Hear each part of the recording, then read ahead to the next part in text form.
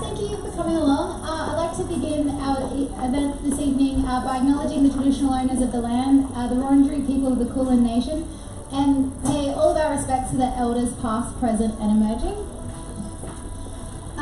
Thank you very much everybody for coming along. If this is your first time at the Women in Machine Learning and Data Science meetup, big welcome. If you've been here before, another big welcome to you again. We're really excited to be doing this month's meetup in conjunction with National Science Week, and we saw this as a really good opportunity to open up machine learning and data science to a whole new audience that might not have been aware that meetups like ours exist, or that there is this thriving ecosystem in Melbourne. So if you're one of those people that have seen it on the National Science Week platform and came along, thanks for coming. It's really nice to have you here.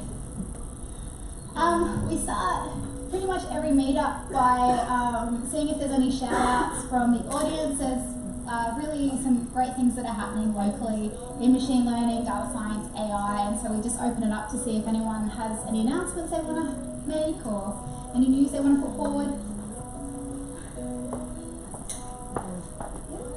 Do you want to?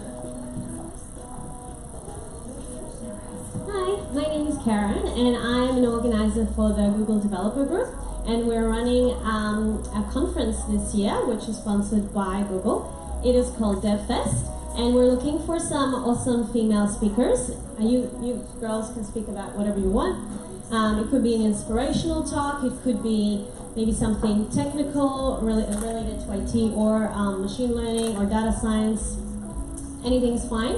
You can submit your proposals online. If you just Google DevFest and Google Developer Group, you should be able to find the 2019 link, and if you can't find it, just go to the website. It should be listed somewhere on the first homepage. And all you do is you submit your abstract for the talk, the title, who you are, and then you're probably going to have a pretty high chance of getting in, which is great for your career and a great thing to display on LinkedIn and talk about later on in life or in interviews. Just because we do want to have female stage presence in the conference. And also, if you want to attend, we're going to be opening up tickets at some point in the next few months. Thank you. And you can chat to me about it later as well. Thanks, Karen.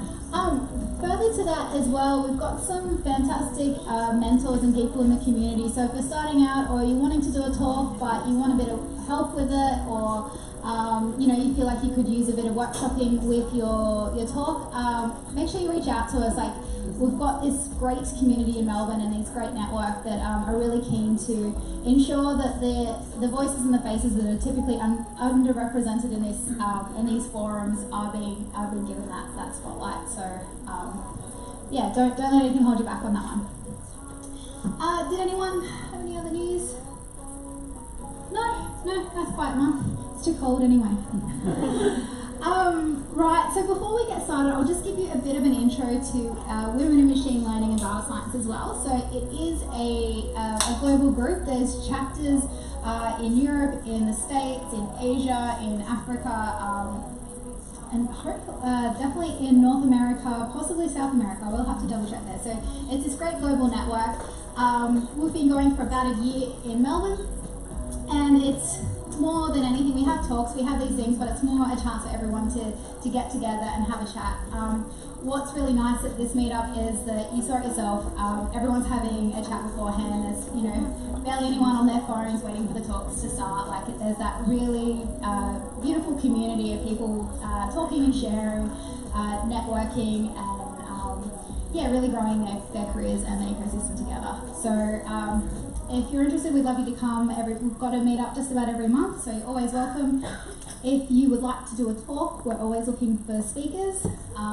If you would like help developing a talk, we'd love to help you with that as well. So yeah, we're just keen to see all of this grow.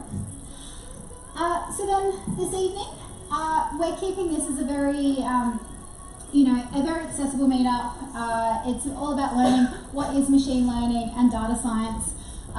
If those terms are completely foreign to you, don't worry, we're going to discuss that. If you've heard it all a million times before, you might hear a different way to explain it, which I find is always really helpful, like when you're trying to explain to people what you do so they don't just think you're bringing on the robot apocalypse. If someone explains it a different way, I find it always adds to that repertoire of a different way I can explain it to someone. So yeah, we'll be starting off by doing a data science 101, then a machine learning 101. Then we've assembled a really great panel this evening to sort of show all the different pathways that you can take into this as a career field, some of the exciting things that are going on, and hear from people that are working in the field, as students, as well as I'll be jumping on myself as a non-technical person that's working in the field.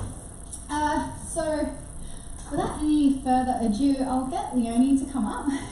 I've been fortunate enough to work with Leonie last year when she was an intern at Silver Pond, and apart from being a fantastic software engineer and data scientist, she is an excellent communicator on bringing these concepts to an everyday audience. So here's Leonie. Okay, so we're trying out this microphone instead of the one that Susie was holding. Can anyone not hear me? Everything good? Fantastic! Great! As Susie introduced me, my name is Leonie, and she completely oversold me. So I'm very sorry for the following presentation. So, at Data Science 101, this is what I started out making these slides, and it became very quickly apparent that a 101 is really difficult, so I changed the title to What is Actually Data Science? And to start off with, I want to give you a little bit of an overview where data science and this big buzzword data science is coming from. If you think about it, just sort of 10, 15 years ago, the way we interact with data itself, or just with the internet itself, has changed drastically. It's not that we weren't generating a lot of data before, but the amount is just enormous now, and companies are collecting it and have been collecting it for a long, long time.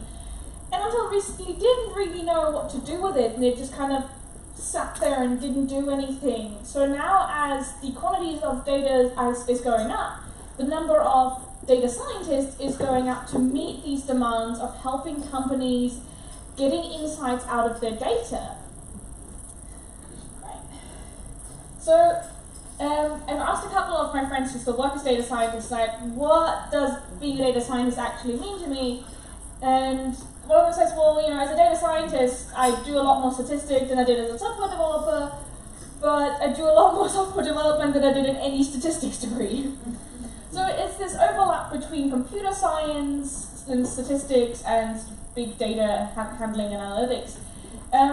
Being a data scientist is about 90% cleaning data and about 10% telling clients they don't need or want blockchain. That was surprisingly common, and it's something that I could relate to, even though I only sort of worked client-facing very briefly, where people got really excited about some buzzwords and it's like, you don't want this. It has absolutely nothing to do with the product you're trying to sell. And personally, data science to me means that I do tell my grandparents that I'm an analyst because it got too complicated to explain to them in a second language what it is I actually do. So, I'm going to go a bit more specific. So what is actually data science? Data science and being a data scientist is this huge umbrella term. And exactly how you define your own identity as a data science can vary hugely from project to project. Right? So it's got basically everything to do with data influences being a data scientist. That means collecting data, analyzing data, modeling data, but the most important bit is that all of the things you do with your data feeds back into an application for real-world users.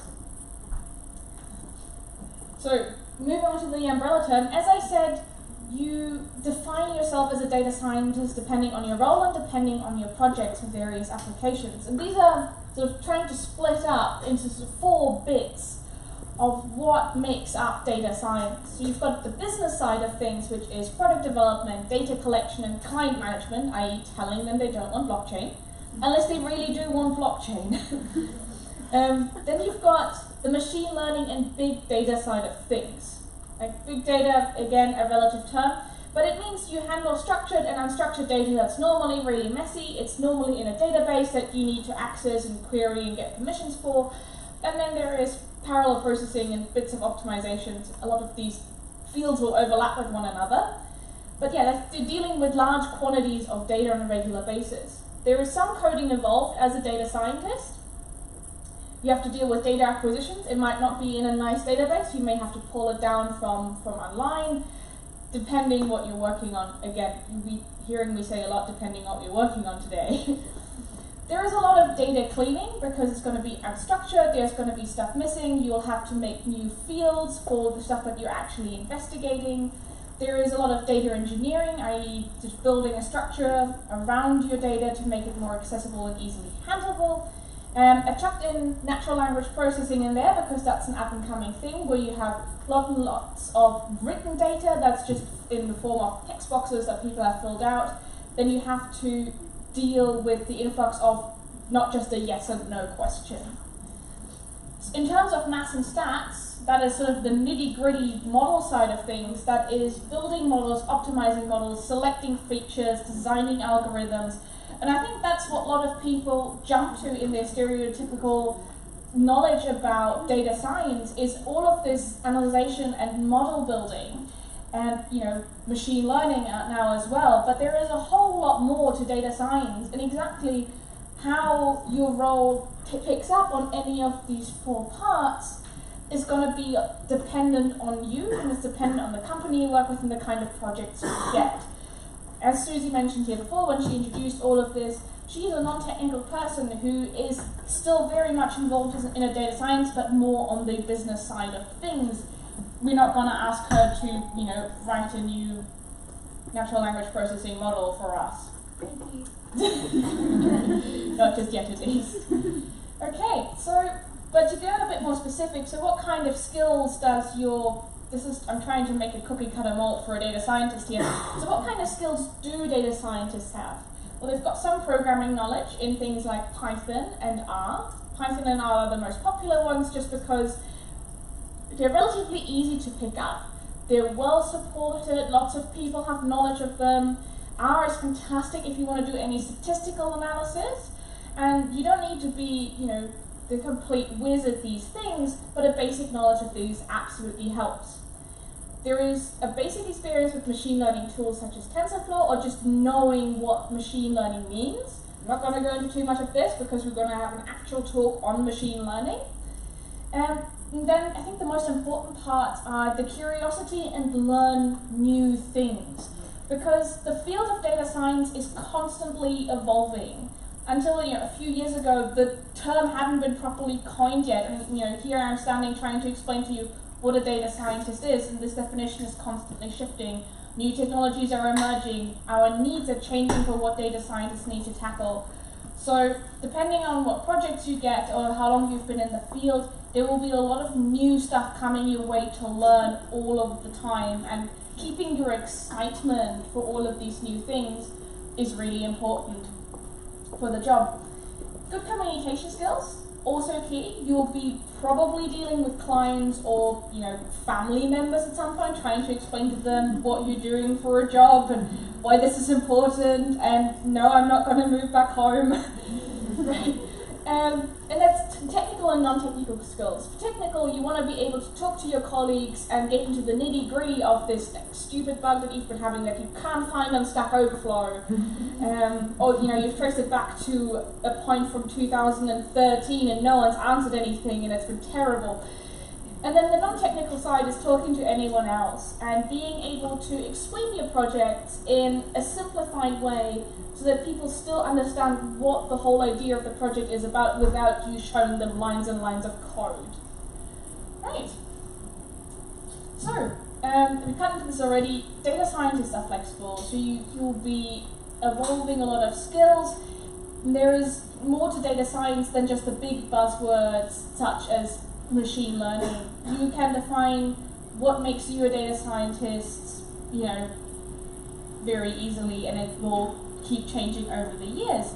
So I hope this gave you a really brief introduction of what I think data science is, and we'll be moving on to our next talk really quickly, but anyone has any questions so far?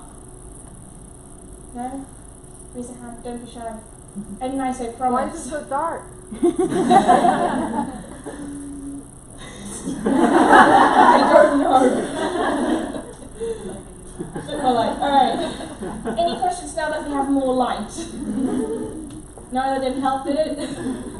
Alright, if you think of any more questions, we've got the panel coming up later on. So feel free to ask questions towards the panel, not just me, and I've specifically left out on how to become a data scientist and specific projects because I really wanted to keep that for the panel. So thank you very much so far, and I'm going to pass it on to Fiona next.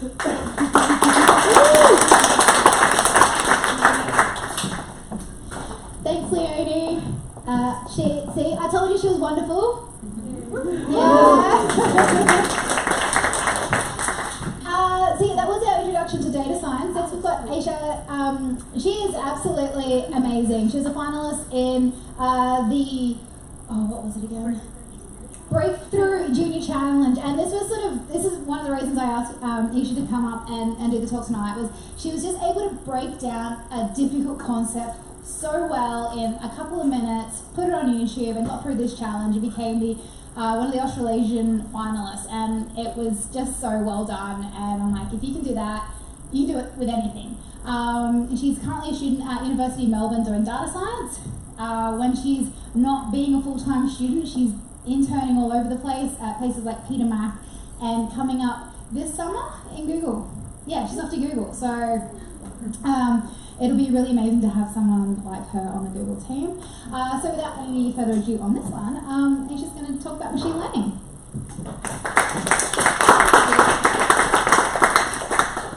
Thank you so much for that lovely introduction. I think I want to start off with something that is important to me, which is the fact that I feel so welcome at meetups like this.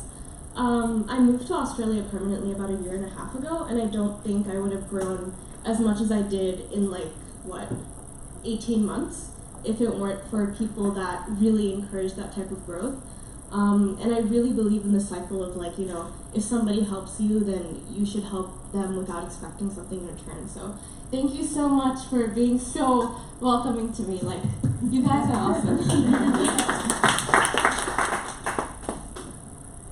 So how do I get to my slides? Technology.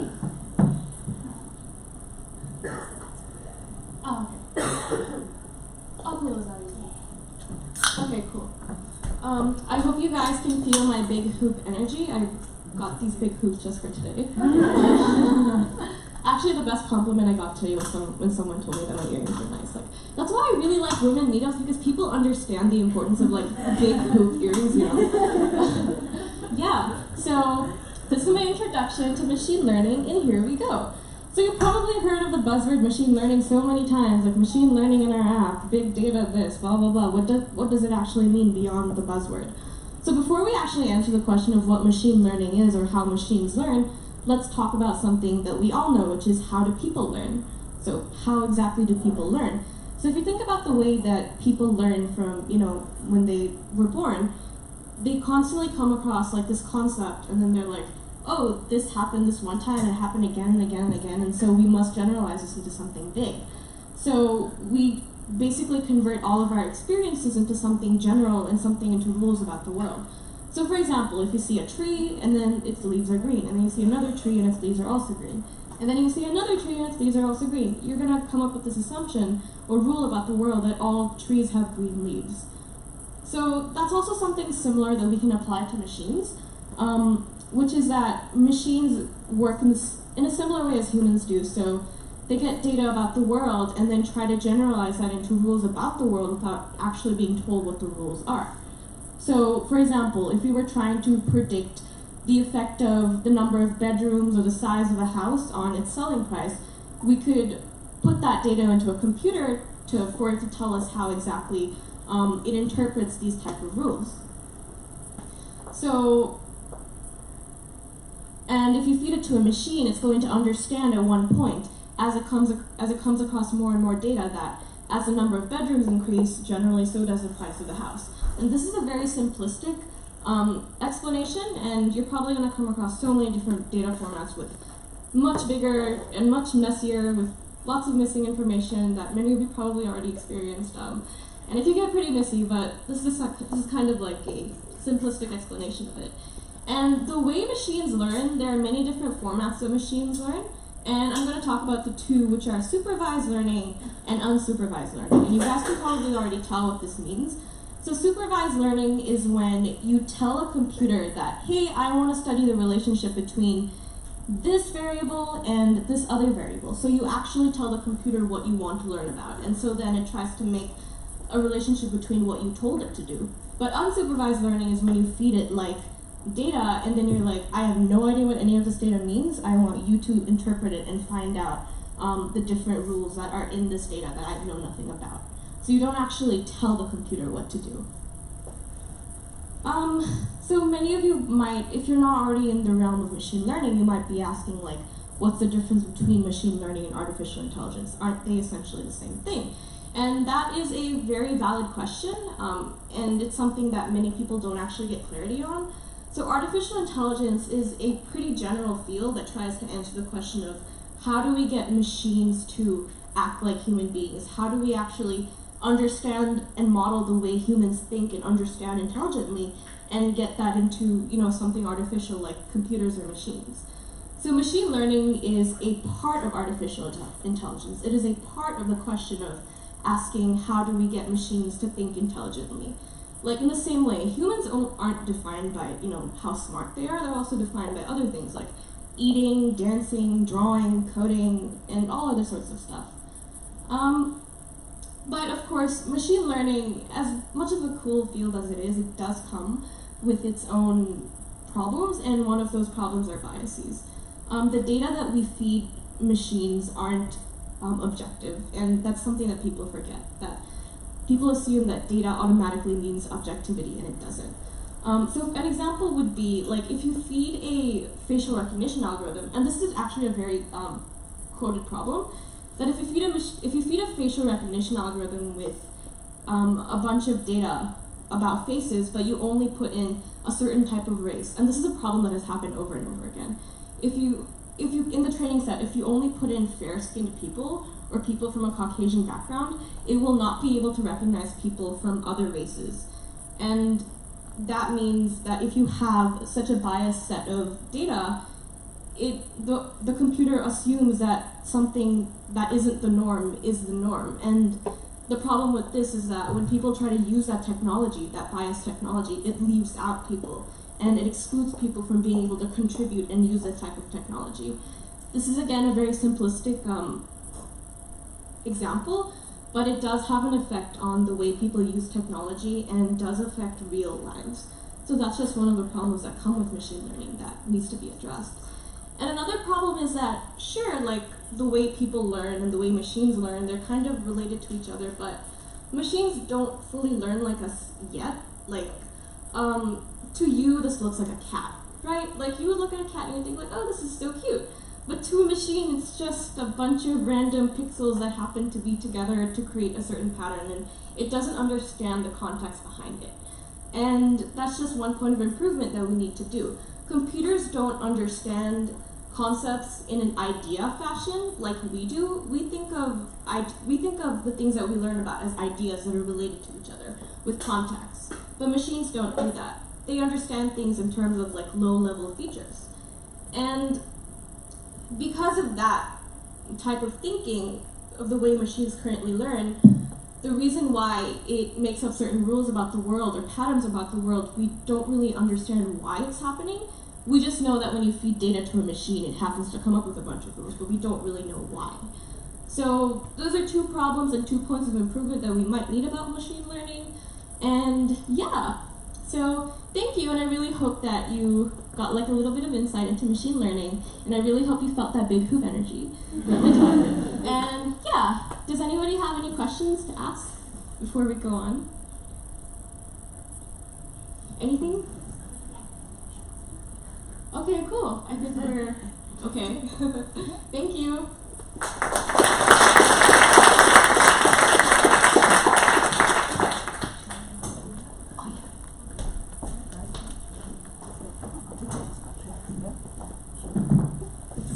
Alrighty, thanks so much, Aisha.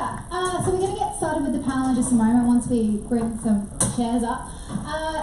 In the meantime, if anyone is wanting to get active on the socials, Women in Machine Learning and Data Science, hashtag just on the end there, we are only on Twitter, but National Science Week is on Facebook, Instagram, Twitter as well, so they've got their hashtag and tag. Tag. Yeah. Just there. So please feel free to go nuts on the socials.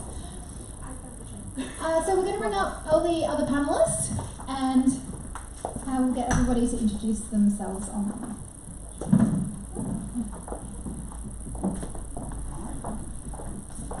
Okay, you already had an introduction to me, considering I just gave a talk.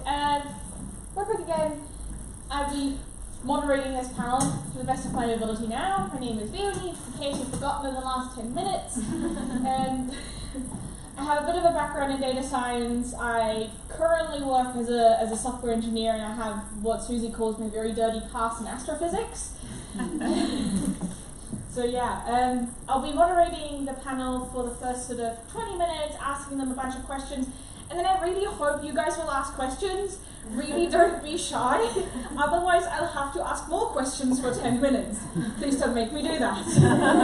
Okay, right, I'm going to pass you on to the next panelist you already know.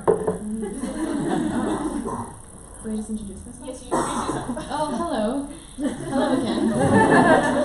I exist. My name's Aisha. I don't know what else to say. Good introduction. Hi, I'm Lily. I don't have big hoops, but I do have quite fancy earrings that I bought yesterday for this event. I currently work at NAB in the digital innovation space. That's me. Hi everyone, I'm Shin, just like a body part. That's the easy way to remember my name. And I'm a machine learning engineer at ELISA. Woo! And I'm Susie. I'm the marketing and community manager of Silver Pond, which is a local machine learning company. Pass this back to everyone who hear me. So, first things first, and that question goes out to all of you, is, well, how did you end up here? And I don't mean specifically here on stage. Yes, we all can blame Fiona for this. But how did you get into your various areas of data science and machine learning? Did you have to study a specific course, or did it just kind of happen by accident? So I'm going to start with Susie on the back there.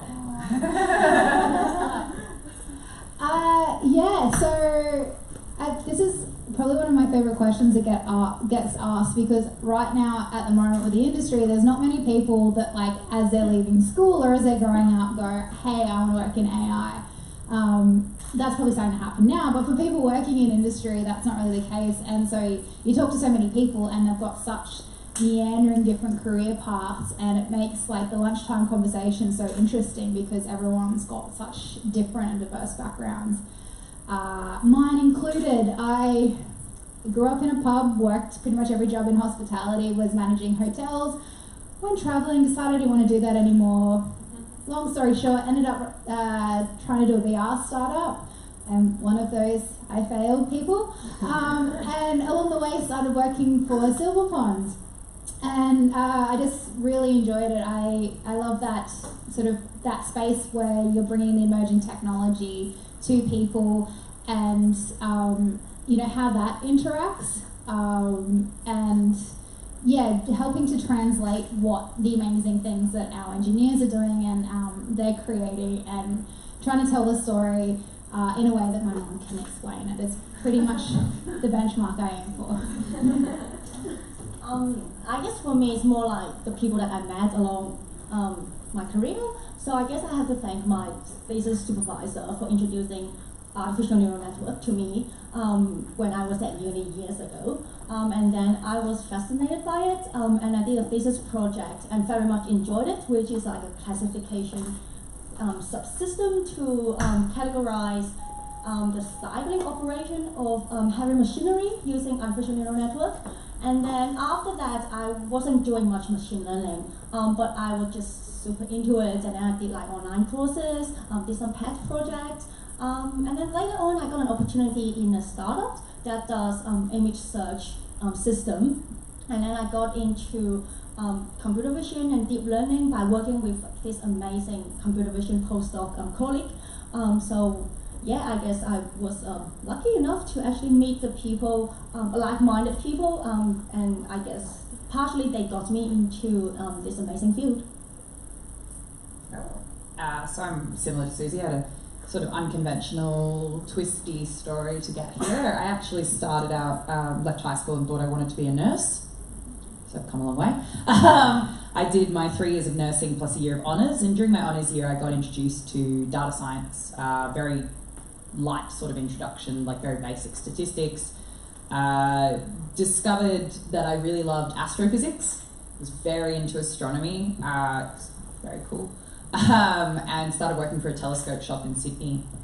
From there I realised that I had a deep passion for physics and decided to move to Melbourne and start my physics career at Swinburne University. I'm 2 years into that degree now. This is my 3rd year, so as part of a Swinburne degree you do a professional placement year. So I elected to do that at NAB. And I, not gonna lie, thought that it would be very stuffy, working for a corporate company. However, being in the digital innovation space has let me explore so much of myself and so much data science opportunities. It's been really fantastic, and so that's why I'm here, really. Oh, I really like that. I'm also a really big fan of physics. So, when people ask me where I'm from, I always say something like, oh, the internet. Because I feel like so much of what I learned wasn't through formal education, but from what I learned on the internet and from books. And I was a really big reader growing up because I think my parents really encouraged that. We used to have like this room just dedicated to books, like history books, political books, just all types of books. And I remember I read like the whole encyclopedia by the time I was like 9 years old because we had that there. We didn't have internet connection, well, proper internet connection. So I was like, okay, I'll just read that. And I learned random facts about like bees and stuff. I don't know. I think that what I really liked the most was math, and I really liked the fact that math was essentially like a way of writing poetry about the universe, and I thought that physics was a really great application of that, and I really loved quantum mechanics. And again, I didn't really take it formally, but I taught myself like linear algebra and calculus through sites like MIT OCW when I was like 14 or 15. There's this really cool playlist that I think you might have heard of, like called the Quantum Physics playlist. Like there's Quantum Physics 1, 2, and 3, which I watched during high school, and I was just in love with it. And I feel like I really liked answering questions about not just physics, but also like how people thought, and I really like things like behavioral economics. So I think that I feel like once you're really like in one field and you're interested in that, and then you find out about another field, it just kind of like plays out like a domino effect, and you just like find yourself there. And one thing that I really like about quantum physics is the fact that everything like at the most fundamental level is uncertain, but what's miraculous isn't the fact that we're made up of like uncertainty, but the fact that they all build up to make something really certain. Yeah, and I think that kind of reflects the way I found myself here. It just happened. So yeah, I really love math and I love computing, and once you really like the stuff that you do, you just kind of find yourself in a community, and I'm really thankful for the community that supports it. Oh, that's lovely. Or just kind of quickly, I'm not going to answer every question myself, but 2 things. So the first one, how I actually ended up here is I did lots of astro degrees, and the thing I always hated about it is that I actually had to publish my work, and I would get pushed to publish my work well before any of my data was ready. I was really unhappy with the results, and I was like, well, if you give me an extra 3 months and I can really refine the way I'm fitting this one line, no one would give you the time to do that, because it's like, nope, you've got to publish this like basically 3 months ago. So I decided I really just wanted to be left alone in a dark room with a bunch of data and a computer, and just, you know, call me in 6 months and maybe I've got a cool plot to show you. But I didn't want to actually write any scientific papers about it. And then decided that maybe academia wasn't quite for me. The next question I've got for you is what your favorite project is, and I'm going to start you off with what my favorite project is that I have not personally worked on, but I had a friend of mine work on, and she described it to me as she worked for a mathematical modeling company that looked at the fishing industry and, you know, the kind of rates at which you have to fish and to prevent overfishing and what kind of sizes of fish you get. And the best bit about this project was, well, for one, it's like a lot to do with ecology and our day-to-day lives and sustainability. On the other hand, for all of the reports they wrote for their employer, to refer to the caught fish, they refer to them as recruits. So they'd say, we'd be recruiting fish for the fishing industry. And that's probably one of the favorite projects that I've come across, just for this one really small fact. All right.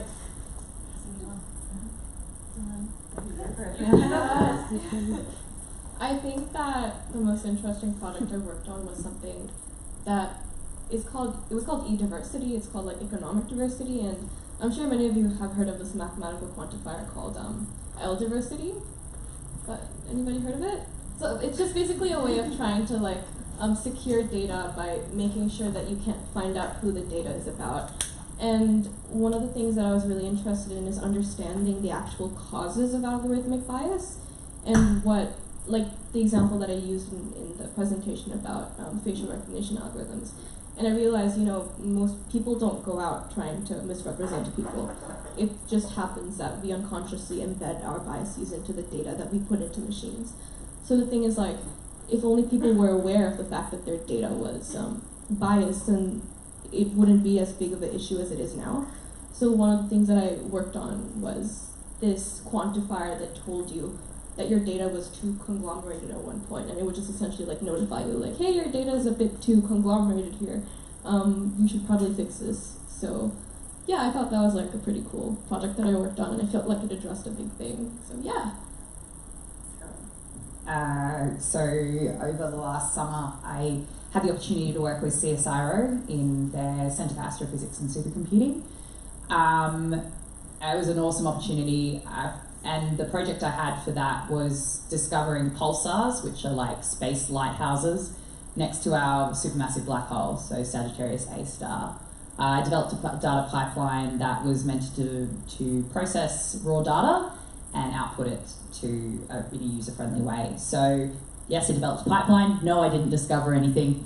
No, it wasn't ML, but it was still very cool, and it was a very rewarding process, and I got to work with some fantastic people in the field and make some really amazing connections, both in Australia and overseas. So yeah, it was an amazing opportunity. Cool. Well, I don't have a physics background or quantum physics or astronaut physics. Nothing that fancy. I guess as an engineer, I like kind of like building things and seeing things working from end to end. So I guess my first project would be essentially it's like a image segmentation and also object detection and classification components inside an image search engine.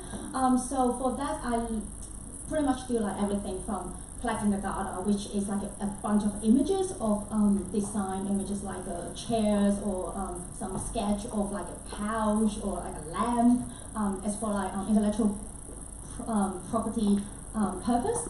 And then I did that for collecting the data, and then I kind of like need to put it into like a processing pipeline to get like clean data for training, and then I used some deep learning model. That was the first time I actually came across deep learning as a word, and then just like pick up what deep learning is along the way and how to do things and how do I need to train this model and what I need to do and figure out how it works behind the scene.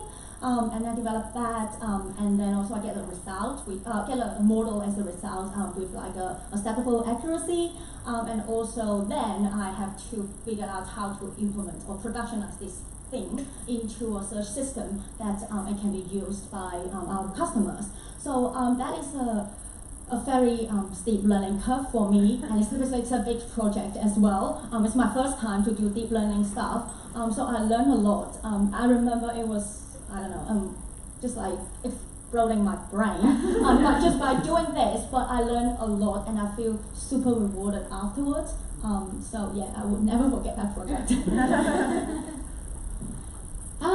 My favourite project is probably a combination of other little projects where I get to play. So I sort of, for a long time I said I was a token non-technical person in the company.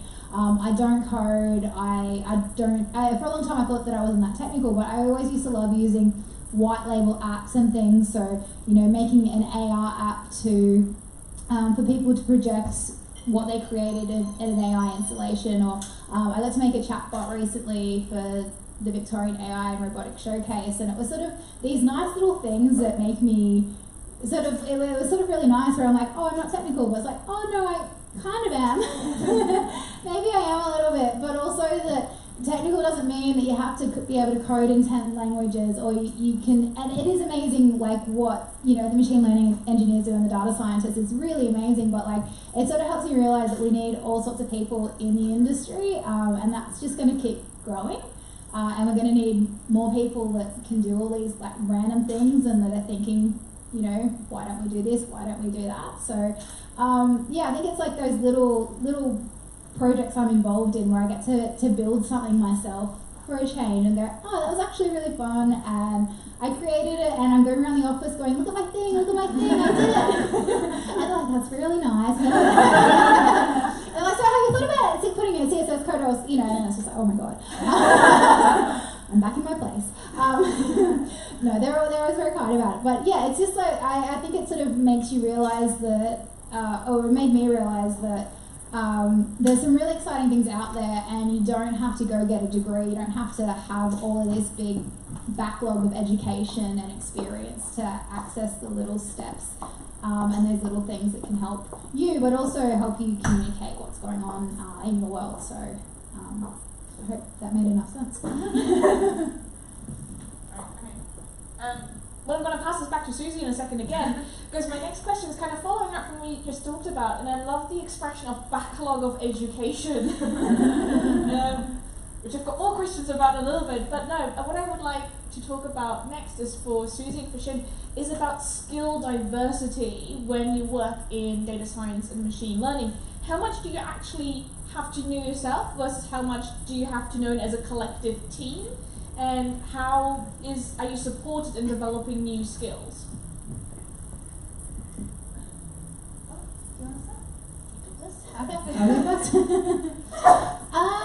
Yeah, I think skill diversity is a really interesting thing at the moment, because like now we're starting to see AI and machine learning courses taught at, say, university, which is often the traditional pathway. But for someone, if we were to recruit a senior machine learning engineer at the moment, unless they've done a PhD, they're probably not going to have a degree in machine learning or AI. What they might more commonly have is a degree in software engineering or data science, or maybe even not a degree at all. Like self-taught programmers are some of the most amazing software engineers I've ever come across. So there's often that background in something that's related to AI, and then they'll go online and do a bunch of self-directed learning courses online, or networking in the local community and building up those skills from there. So I think there's not really that traditional career path, if that's where that question was going. You can take it wherever you want. So that's sort of really quite cool, and Jin can talk much more about the technical skill set and that diversity there, but going to Aisha's point before about diversity, is that that should come from not only the people like in themselves that are working there, but also their skill sets, and that can go to how that's communicated, how the tech. It's really about how we can create technology that feeds the needs of the society that's going to be using it. And I think the last sort of couple of decades that hasn't been quite as grounded as it should be, because it's most of the technology that we consume on an everyday level, like, think of your smartphones, your top 5 apps that you're using there. That's the sort of technology I'm sort of referring to. And they're often created by a certain type of person in a certain location in the world, and that might not necessarily represent the needs of who you are living in Melbourne today. And so it's not so much a diversity of skill sets, but just diversity of people, and playing into what we're creating there is what I'd like to see more of. I guess for diversity of skill sets, as Susie mentioned before, that it's not really like a traditional education that you learn this and then you meant to be doing something like in that field strictly. I guess it's more about like what you want to do, what you are willing to learn, and what you want to become or be doing. And then I guess like that's kind of like your desire or your passion, kind of like steer yourself towards the right direction subconsciously. So that along the way you have like this like vaguely goal in your mind that I want to do this, and then how do you get there? Then along the way you probably pick up like a different skills, and you know that if you want to get there, how can I get there? You find out your path, and then along the way you kind of like try to learn different skills and different both like technical or non-technical, and then to equip yourself to actually steer yourself towards like that goal. And I guess, and on like a more practical level, is that if you want to learn like, well, for me, I would like to, if not I'm just like doing engineering stuff, but I would like to know a little bit more about like, data science and in terms of like the algorithm development, that kind of thing, so that I have like that in my mind. So I have like a bigger picture. I understand how things work and how things are connected with each other. So I like that. So personally, I would like to learn a lot more than I need to. And I guess the best way to do that for me personally is like just do it. just get your hands dirty and then just build some things with like different components, and then you just get your hands on, and along the way you pick up a lot of like skills.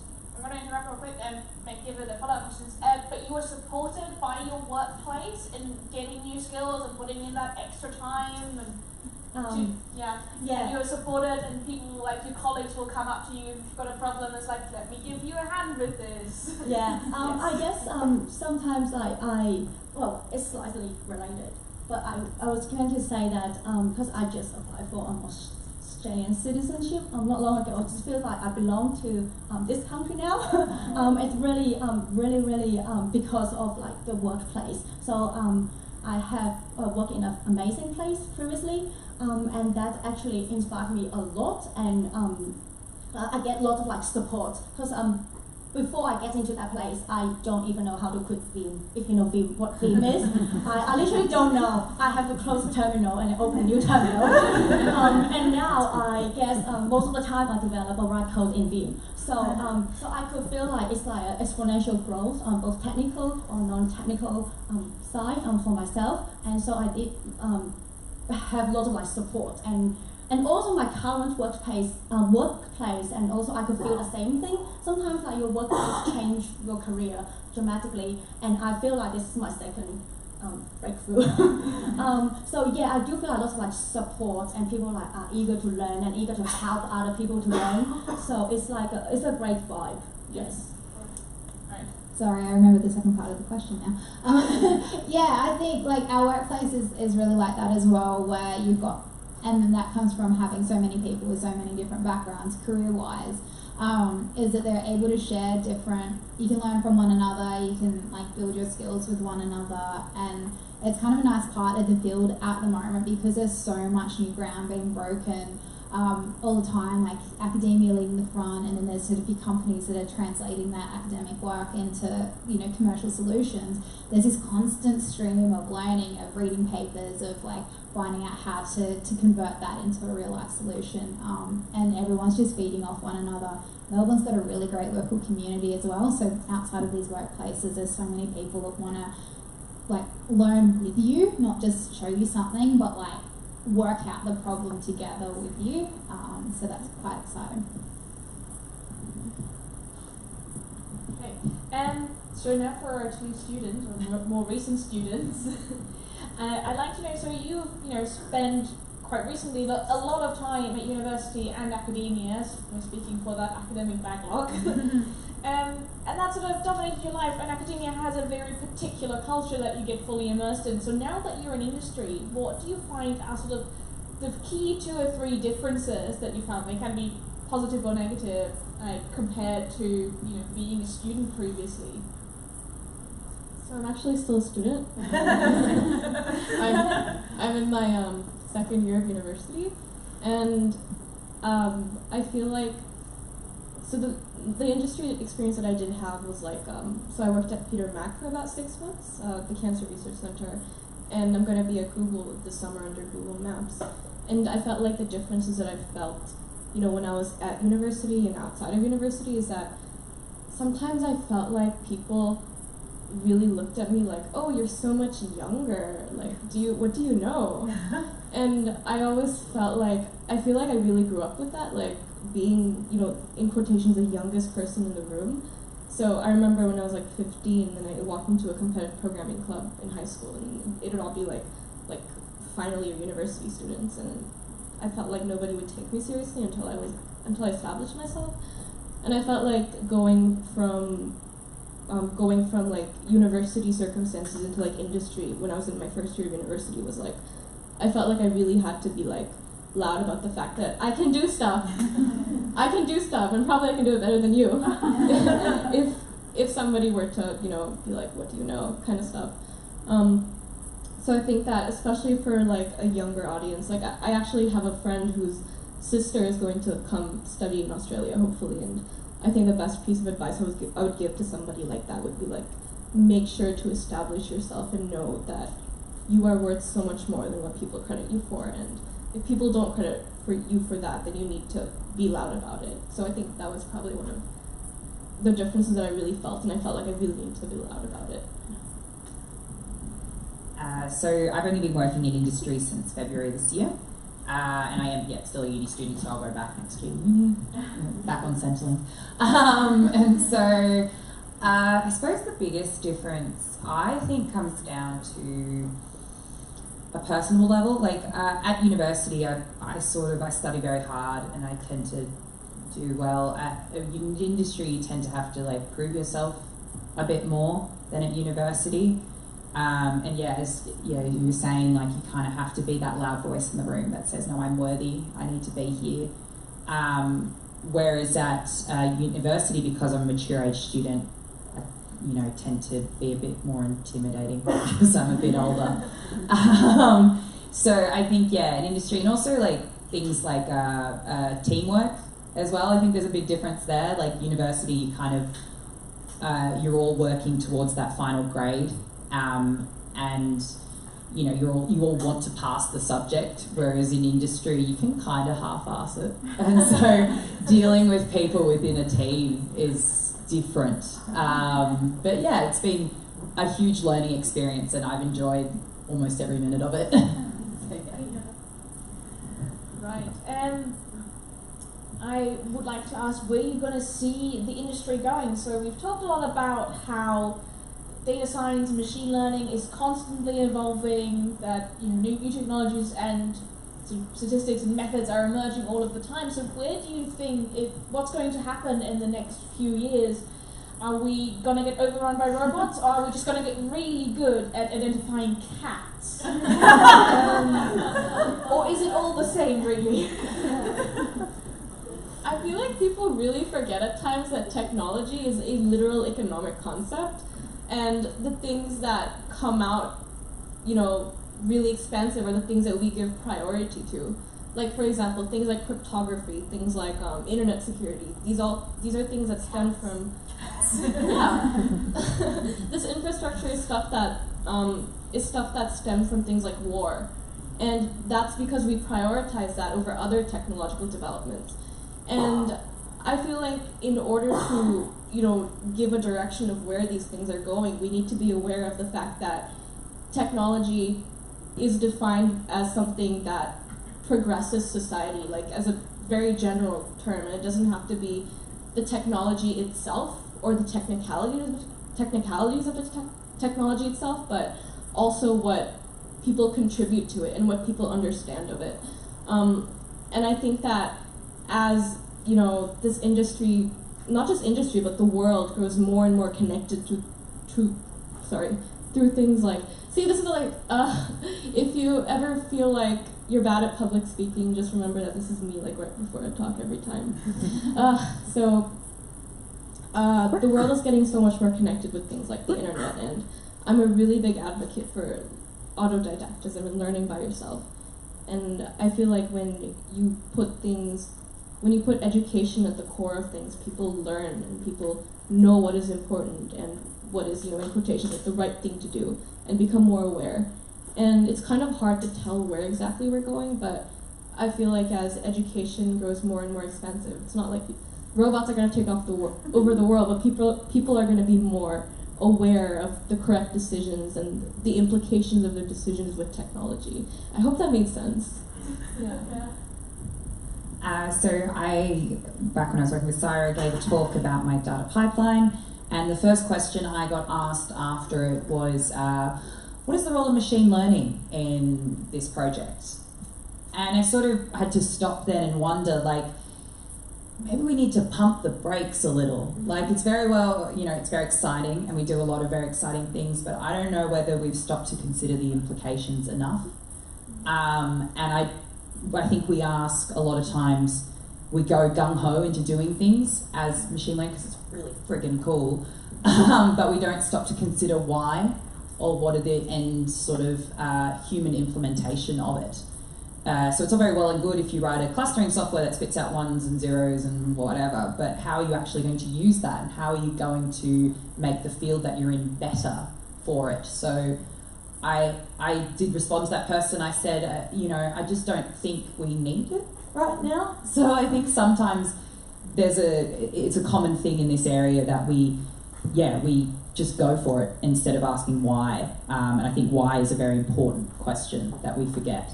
So in terms of where we're heading, I hope that we continue to expand, but I hope that we do answer some of those more ethical questions, and we do stop to consider why a bit more.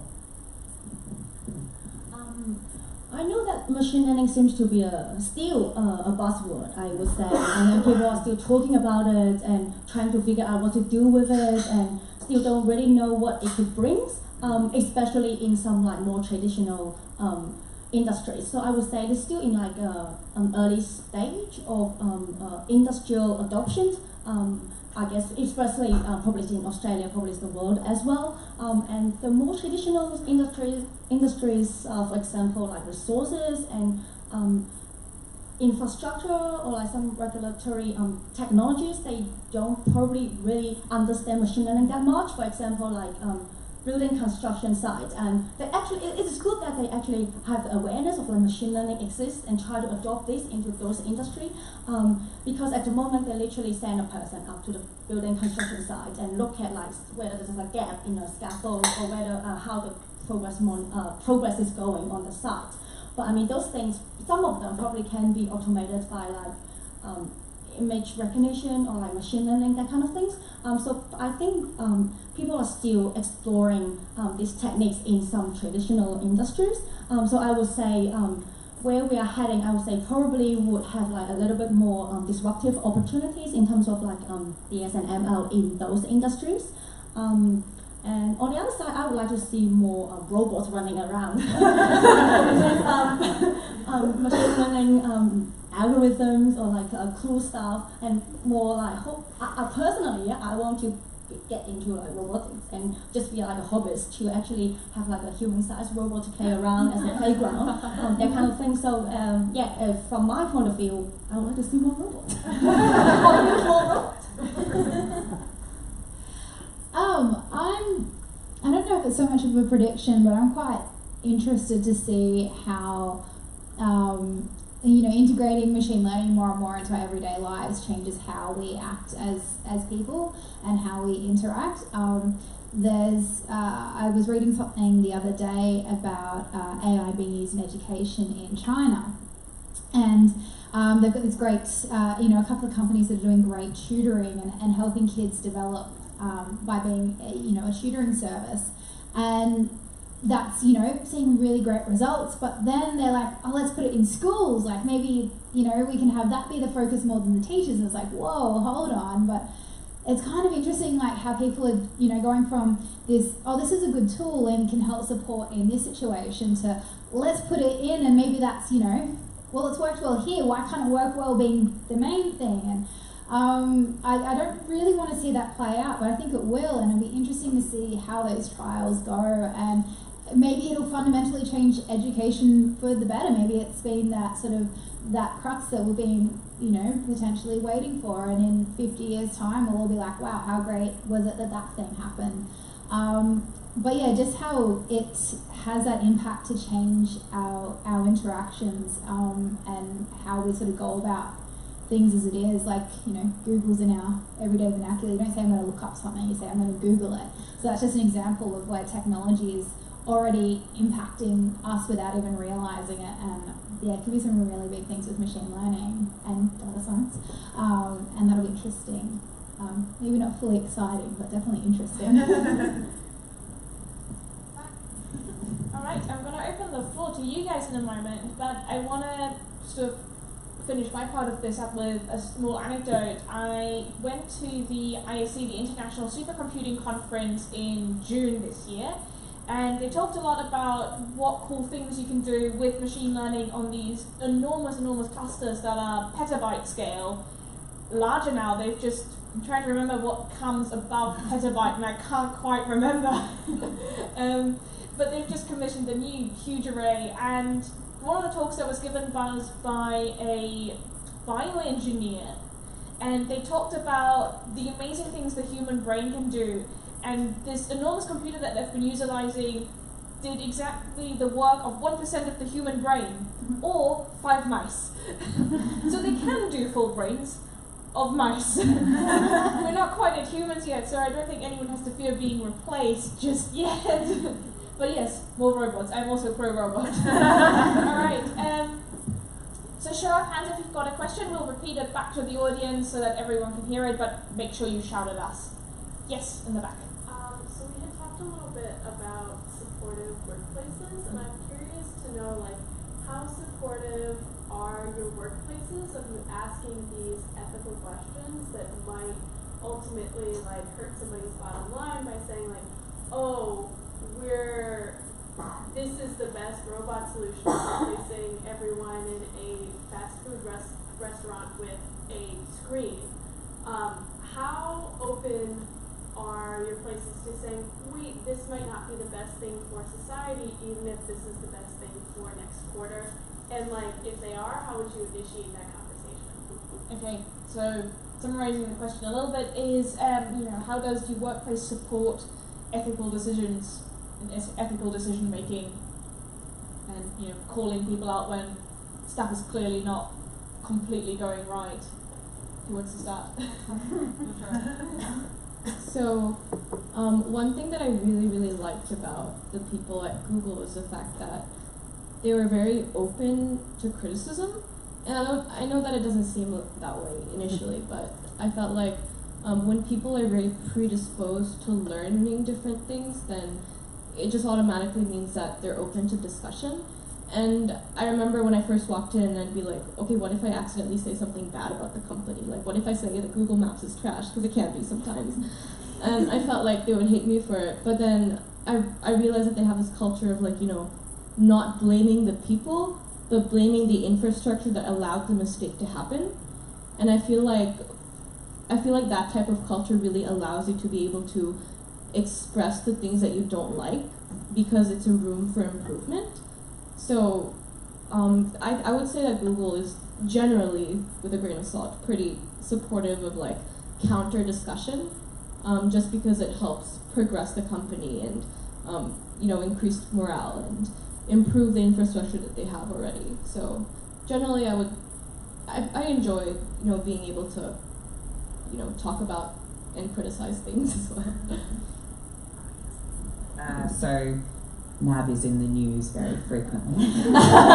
Just had a little thing called the Royal Commission earlier this year. No, so NAB has definitely changed its view a lot, I think, recently. It's definitely become more customer focused. So really putting the customer in the middle there. And that has trickled down into teams like ours, where we're a bit more of a support team. So it's hard sometimes for us to recognise that our work is going to be ultimately impacting the customer because we sit back from the customer, because we're not in branch interacting with the customers. So actually having the Royal Commission, I think, and realigning NAB's ethics was a good thing, because it allows us in the digital tech space to be like, how is what we're doing ultimately impacting the customer? So I came into NAB post Royal Commission, and I've definitely seen the change over the last couple of months. Definitely asking ourselves every time we do something, what's the ultimate, who's the ultimate end user? So whether that's our stakeholders or our customers of NAB, and how will this impact them? And I feel like in my team and within our broader team, that we do talk about it quite freely, and it's quite easily talked about now.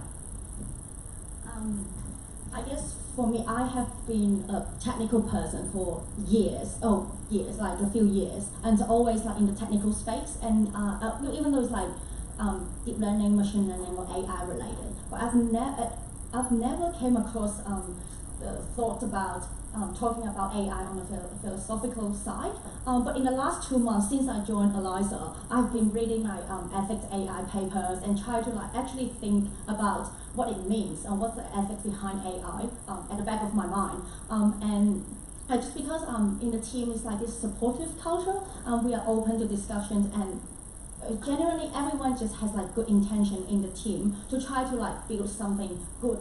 And if like we're not quite sure, then we kind of like check or discuss with our teammates, and whether like see other people's point of views, and try to like calibrate, and even would take measures into like our algorithm development to kind of prevent bias as much as possible. And even our CEO actually runs a responsible AI podcast, which is really like inspiring for me personally. Yeah, our company's got a really great approach with AI ethics as well. That's something we're really quite passionate about, and it's a quite nice. From someone that wasn't, always going to be going down this path and has come from, a very different way into it, it's really nice to see that can be discussed, that it is discussed, that it's a real priority, and people aren't going in going, I'm a good person, I'm going to create a good thing because I am a good person. They're realising that, and having seen bad examples over the years where people that might have good intentions can still create something that might not work, will be misapplied or, miss out a lot of the population there. So there's sort of this, great group of people that I'm working with that are really looking into the future and going, not only am I creating, they're not wanting to just create something that works today and does what it should today, but how can that be misused in the future, and trying to protect against that. Another thing that is quite sort of discussed at our company is the work that we say no to, and the areas that we've very specifically avoided. So we have completely we don't want to do facial recognition software. We have made a decision, or our CEO, that's supported by the team, has made a decision not to go into that. Privacy is a massive deal for us. We've said no to other projects, which in the the case in which it was brought to us, you're like, that's cool. But there were so many ways we could see it being quite easily misused in the future. So we didn't want to create something that would work, great for that one instance and then get misused in the future. So there's some good examples of that, but then also people can bring things up, and it's a comfortable enough workplace that we've actually had big ethical discussions where the whole company stopped for an hour or two to break it down, and everyone ends up feeling heard, and they've got that space to sort of bring forward their concerns, and we can sort of talk through that all together. So I don't know if that's the same in every place, but it's really nice that we have that in ours. And I think I can't just say I don't think that happens, or I don't know if that happens everywhere. I do know of enough, like Eliza's really great for taking that responsible approach. And a lot of these companies are, and especially some of the smaller ones where they've got that flexibility and they've got that sort of ability to sort of set what it is they do and don't want to do. Alright, hands up for more questions. If not, I've got to follow up. Yeah, see another question in the back there. So we keep hearing like robots and all this machine learning, artificial software would replace humans in future, all manufacturing or anywhere. They're going to replace humans. So is this the future? What will humans do then? Everything is going to be replaced by robots and. Right. So are we going to get replaced by robots in the near or distant future? I think my personal opinion was, wouldn't that be great? It's the more robots we get, the more people you have programming the robots and looking after the robots. So I think the way of automating some areas of industries just mean that other areas of industries will open up and you'll see more demand. But it's kind of my opinion. I see a bunch of nods. Does anyone have more to add? So I was actually having a very similar discussion today with a colleague, and a machine learning model is only as good as its training data. So we're a long way off fully automated AI systems. We're nowhere close to that. We're still, as Leonie mentioned, still trying to get computers to recognise cats. So, however, I don't think, going from Leonie's point, there are some things that computers can probably never replace. And I think my background in nursing really grounds me in that, is that humans, you need a human aspect. You need compassion, you need care, and I don't necessarily think, you need humanity. And I don't necessarily think that's something you can encode in a computer. And I think sectors like education and nursing and healthcare broadly will always need human intervention. But perhaps freeing up other industries where we can automate a lot more. For instance, like building industries where you can automate a fair amount more. You could redirect that sort of human skill to areas where it's more needed, like education, like healthcare. So yeah, that's my opinion. I guess the thing is, I wouldn't say like robot will replace human. I would say robot would enhance human, or like help human, or improve human, so that for like some tedious tasks like folding my clothes and that kind of things, I don't want to do it myself, and I would like to actually teach a robot to do so, and let the robot learn to do something for me, and feel like better to like teach for some robots around. But I guess like that thing on the other hand is like, if you have that ability or functionality in place, then you probably free up your human labors. So instead of like some people have to do like tedious tasks, they probably have more free time to, reflect on themselves and think about what they want to do, and they literally have the free time to think about it and free themselves from something that kind of like their own restrictions, and that probably would, maybe would free up some of like creativity or like productivity of them, and it might actually have some breakthrough in terms of like in their life or like in our society. So I don't believe like robots replacing humans, but always think like robots enhance humans. Susie, before you answer these questions, can everyone hear me while I shout a little bit? Great. So I want to direct your answer a little bit, Susie, because I've worked with Silver Pond, and you had this amazing project that did was a bit of a citizen science project looking at data from an African national park and trying to deter poachers. And you had this great line versus camera poll on the whiteboard for a little bit, and I think the line was still winning by the time I'd left, but only just. And how many poachers were caught, that's what by the camera or versus the line. Yes.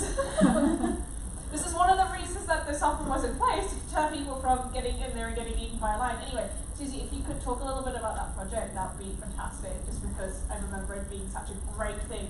Yeah. So we did some work with, and we're still working with, a not-for-profit called Wildlife Protection Solutions that's based in the States, but they operate, they essentially create technology solutions to help wildlife conservation parks in at least 3 continents. The main project we're working on there was based in Africa, and you've got these massive wildlife conservation parks that are just, like hectares upon hectares upon hectares of all sorts of terrain. A lot is rough and difficult to get to. They're also usually really under-resourced. So, they've got sort of this small group of rangers that look after it. And we all know that poaching is such an issue for all these beautiful endangered animals in Africa and in other areas as well. So the current solution of having the rangers wasn't deterring poachers enough. They have these cameras set up, they're motion detected, so every time something walks by, it takes a picture, and then that got sent. This is part of the WPS solution, was to a picture would be taken and then that would be sent off to volunteers. So there was this app, and so volunteers anywhere in the world could then look at that image and go, that was a zebra walking past, that was a, that could have just been, it could have been nothing. They get set off all the time by nothing, or a leaf. Or more importantly, and the thing that they're most wanting to look for are cars, trucks, people. And especially when it's 2 a.m. in the morning and there shouldn't be cars or trucks or people wandering around the savannah. So there was this great group of volunteers, but there was just so many images going through that there wasn't really anyone there to check them in time all of the time. So what we did was train a computer to look through the images. So it logged if it was a zebra, if it was an elephant, all of the animals, but more importantly, it logged if there was a car, if it was a truck, if it was a person. And when it was one of those human-related objects, it set off an alert to the volunteers. So the people came back in the loop as soon as there was something worth looking at. And then there was a person to determine, yep, that's the rangers, or that's a safari group, they're supposed to be there. And that's what most of the detections are. But more importantly, they're also able to go, no, we don't recognise that person, let's now include the rangers on the field. So then the rangers are only getting alerted in Africa or wherever the wildlife park is. They're getting alerted when someone on the ground or a volunteer doesn't know, one of the team members doesn't know what's going on there. They're quite good at recognising who the rangers are and whatnot, especially after they were looking through a number of these images. So it gets to the point then where the rangers are getting alerted when there's actually something to be alerted about. And as a result, they're able to respond in close to real time. They're able to make an accurate assessment as to if it's safe for them to go act as well, which is a really big thing as well, given that, well, by nature of poaching, people are carrying guns. So yeah, it's a really good example where the computer was operating at about 80% accuracy when it was deployed into the real world. It's since improved, because that's a good thing about machine learning, it often improves over time. So it had about an 80% accuracy success rate, and when it was just volunteers doing it, that was at 40%. So automatically that sort of doubled in success. Another thing was that there was a million inferences in the last 12 months. So that's a million times over 12 months that something, an animal or a person, was detected by the computer. So that's a lot of work that people didn't have to do. And also that's kind of boring work. I mean, it's great when you're seeing an elephant, but a lot of the time they weren't. They were just seeing like a really very low resolution piece of African scrub, which would be great if you were there in person, but looking at it from a mobile phone is not great. So they're the sorts of tasks that I think are really great to be automated and to take people out of it. So then the rangers can spend more time looking after the animals and reacting to the poachers when they need to. The volunteers, wherever they're based in the world, and the people working for the company, wherever they're based, they're able to like actually act upon the most important images. So I think that sums up the case that you wanted me to refer to. Yeah, talking about that. Any more questions? We've got Finland. It's observed that obviously that machine is good at recognising big cats. Sorry? Good at big cats and was very good at elephants. There was a picture where there was a herd of elephants passing by, and one of them was a baby elephant who got really close to the camera. And that was a fantastic image, and I think the camera was very confused with what it was seeing there. So it was basically getting head-butted. Right, more questions. I see 3 more hands. Right, I think we can do 3 more questions. We'll try to keep the answers brief so that we've got time for networking afterwards. We'll start from the left side here. Hi, so I just had a question, whether, and you can take this from an industry experience, whether in your work environment you've had to justify the value of data science and what you do in that space to non-technical stakeholders particularly, and if you want to give an example from a non-work situation, that's fine as well for someone who doesn't understand, the industry. Alright. Not long after I started with Silver Pond, I was making clothes for a robot. Try explaining that one to your parents. It was all for public engagement, but I had to sit down and go, no, this is a secure job, it's okay. I can pay my rent, it's fine. I think that one of the benefits of being in data science is that because it's a buzzword, people are like, oh my god, data science. So I think that's one of the benefits that come from it, but also one of the downsides is that people are aware that it's a buzzword. So when you actually do try to propose like an actual data science solution and then you mention the word data science, we're like, I wonder how true that actually is. I haven't had like any experience with your question, like actually justifying something, just because most of my experience has been like through what people wanted me to do as an engineer. But yeah, I think that because it's been such a buzzword, it has like both of that sides that you have to be aware of. I've got a good one. So I frequently go talk to my university, to students, prospective physics students, which is good. Everyone should come study physics. And I quite often get asked the question when I mention that I work at NAB and I work in their data science field. Well, what does data science have to do with physics? I've been asked that many, many, many times. And data science is all about understanding the data and understanding what that can tell us about the world around us. It kind of sounds like physics. So I often do have to justify the data science role in physics. And a great example I use is the SKA, so Square Kilometre Array, which is being put out in WA at the moment. It's a partnership program between Australia and South Africa primarily, and a lot of other companies. When it's up and running, it's going to generate literally petabytes of data. It's going to have to do something with that. So that's when a data scientist really steps into their own. So yes, I've had to justify it numerous times to numerous people.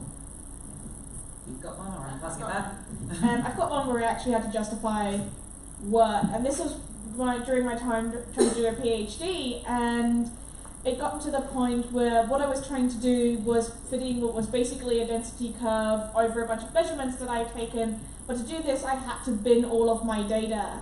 That was the only way this was generated, and that's how people have been doing this for the last decade or so.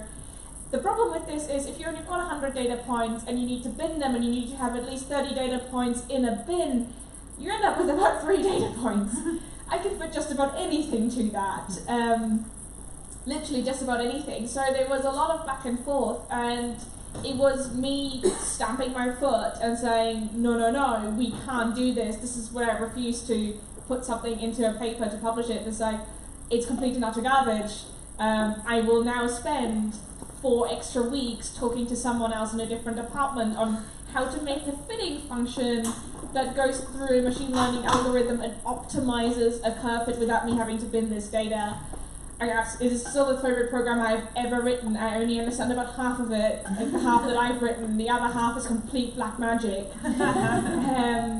And that was something where I really had to fight for it, and my supervisor still doesn't understand the importance of this. And it's like, oh, but you basically got the same numbers. And it's like, no, I didn't, but also look at the error bars.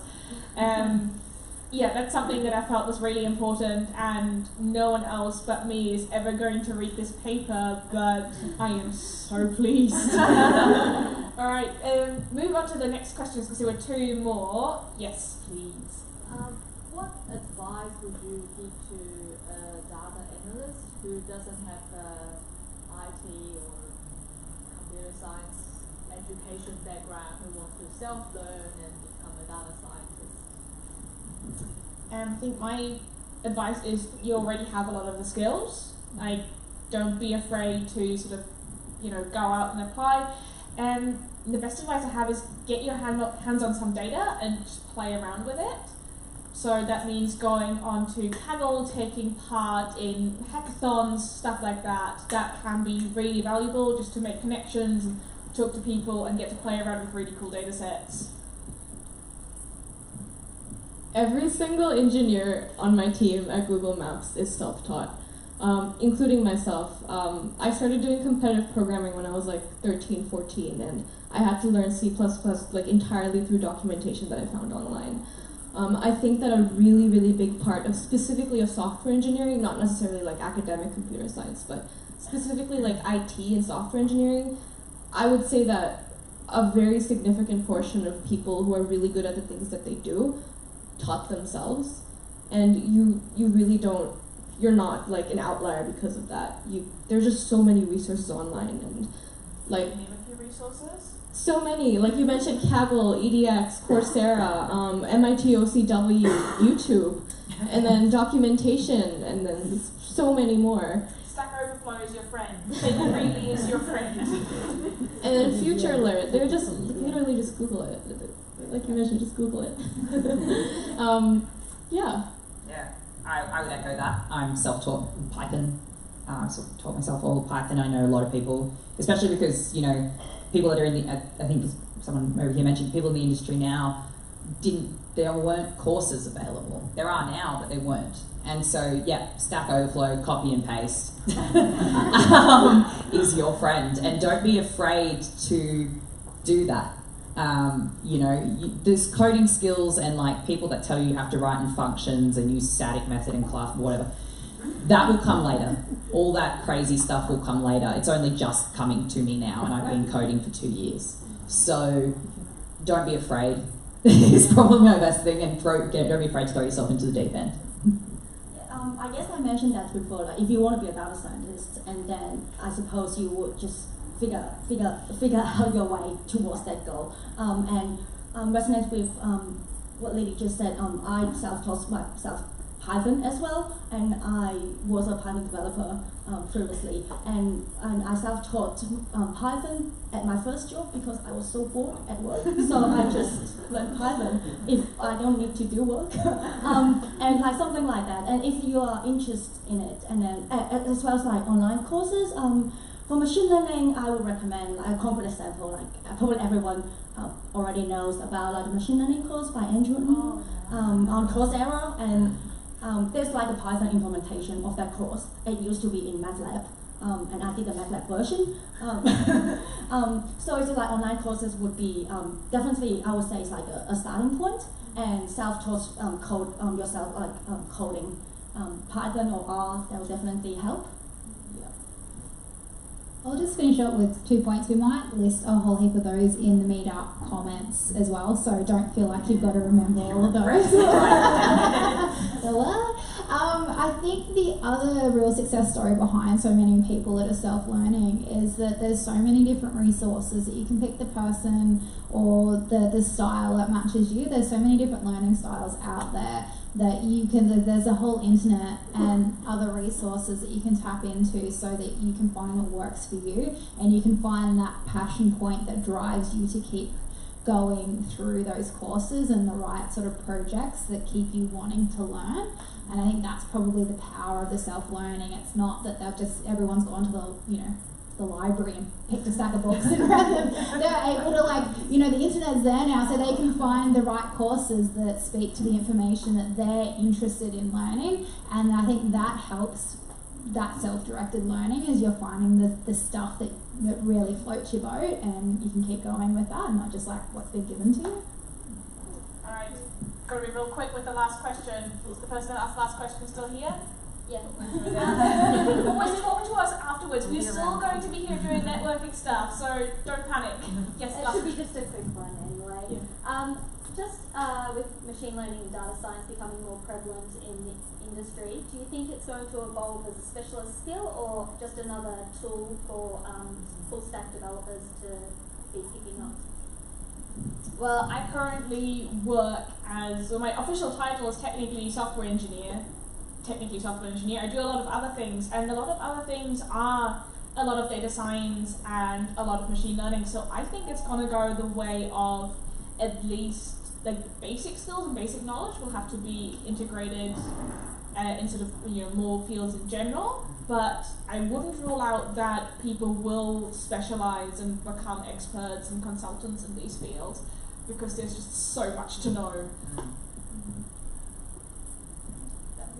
Yeah, just nodding. Talk more. I totally agree with what Leonie just said. And on the other side, it's like for data science and machine learning, especially data science, when you're dealing with data, it's like data from different areas. So, like say data from physics data, or I don't know, finance data, or like data like medical image, pharmaceutical data, so it's like all the data from different areas. And I would see that in the future probably would like you would have like a domain experts in those areas to pick up like the data skills and to actually try to analyze and understand the data themselves. I would say probably like software engineering skills would help and as like tools to help the domain experts to actually explore the data further in their area. Yeah, that's one way to go. I would say university has a lot to catch up on. In terms of teaching data science, everything I've learnt my own outside of university stuff. I've been lucky to do a lot of projects and put my hand up for a lot of things. That's my advice for the night. Make sure you put your hand up to do these things. That's how you end up on a panel. And yeah, so yeah, I don't know if yet it will be its own course or its own area, because I think people still view it as data is sort of segmented to its own area, like physics data is different to this data. I think when universities start to catch on to the fact that data's kind of the same across everywhere until you apply a context to it, then you'll start to see more programs for that. Yeah, Swinburne's big data course launch this semester. Yes, yeah. Can I actually add a comment to this question? So the question about the self-teaching, I actually did want to mention like one downside of being a self-taught engineer is the fact that you don't know when you're doing something wrong. Like if you don't have a community and you're doing something really wrong, then you're not often aware of it. Like a really dumb example would be if somebody puts in if x equal true and y equal true, but you could just put if x and y, that kind of thing. So it's like a really stupid error, but the thing is you don't often know that the slight optimizations that you can make in your code. And I think that if you want to be able to self-taught, that's great, and you have a great shot at it, because so many people are, but you also need to be aware that having a community of people that tell you how to improve is important. So before you actually, delve into, trying to teach yourself, it's important to know that there are people who will help you along the way as well. It doesn't necessarily have to be like a professor or university, but just somebody that is good at the stuff and will help you. Or even a partner. You know what I mean? Yeah. All right, and that's it from the panel for now. Please stay around, and there's drinks, there's still some pizza left, which might be slightly cold, but still delicious. And we're still going to be here, we'll be circling the room, having a chat with all of you. If you come up with more questions, or you were just really shy and didn't want to ask in front of all of these people, come pull us to the side, have a chat. We're all really nice, I promise. There's one more announcement. All right, Susie has another announcement. Oh, no. Another announcement from... Hello. Well, my first intention was just to leave some flyers and stickers in the site, but after all this injection of motivation and energy, I just decided to come up. So I'm going to share with you a workshop we're going to be doing the 23rd of September, and it's going to be about how to bring artificial intelligence into your organization using leadership skills. So if you want to learn more how to do it, it's going to be just one day intensive workshop with really good professional and just take some information, ask me after the 2 minutes that we have left. And yeah, thank you so much. It was really amazing. Thanks. On that note, pizza, beers, we're around. Please, yeah, well, thank you very much for coming. Hopefully we'll see you next time, and please continue to, be interested and curious. Thank you.